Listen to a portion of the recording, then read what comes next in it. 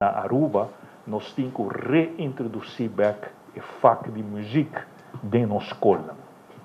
E nós também impulsar essa aqui como, de primeira instância, como atividade extracurricular e a fundação está necessário para sobre nós também receber donação de instrumento de música de segunda mão que nós coletar na Holanda cada ano milhares de instrumentos, então também está disponível de nossa escola para assim nós muitos ensina tocar instrumento musical. De primeira instância,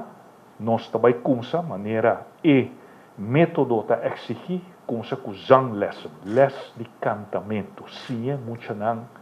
cantamento para depois vai over de ensina tocar instrumento musical. Nós também começamos com 4 pilot school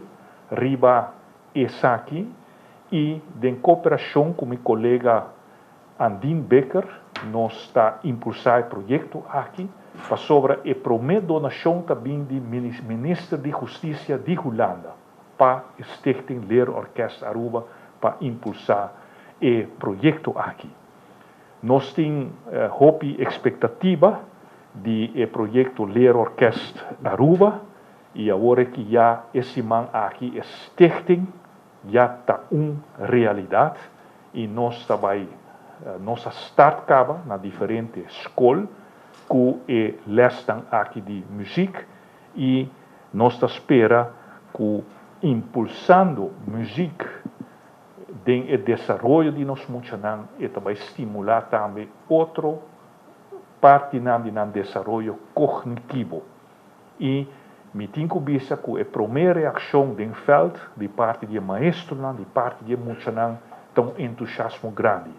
para sobre maneira nós nós temos hope talento musical bom de nós muitos e jovens e esse aqui também está projeto que seguro também ajuda na inovação que nós está impulsando aqui na Aruba